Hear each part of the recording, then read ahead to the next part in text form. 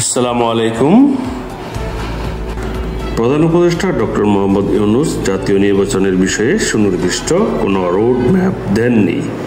এজন্য বিএনপির মহাসচিব মির্জা ফখরুল ইসলাম আলমগীর বলেছেন, ডক্টর মোহাম্মদ ইউনূসের বক্তব্যে একেবারেই সন্তুষ্ট নন তারা।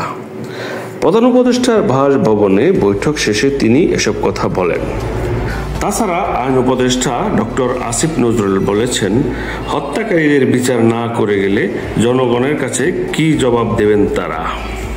তিনি বলেন, সহস্রাধিক মানুষকে হত্যা এবং 50,000-এরও বেশি মানুষকে মারাত্মকভাবে আহত পঙ্গুত্ব যারা করেছেন তাদের বিচার করার দায় কোনোভাবেই এড়ানো সম্ভব নয়। মির্জা ফখরুল ইসলাম বলেন, নির্বাচন না হলে দেশের অবস্থা খারাপের দিকে যাবেন। প্রধান উপদেষ্টা বলেছেন, ডিসেম্বর থেকে জুনের মধ্যে নির্বাচন শেষ করতে চান।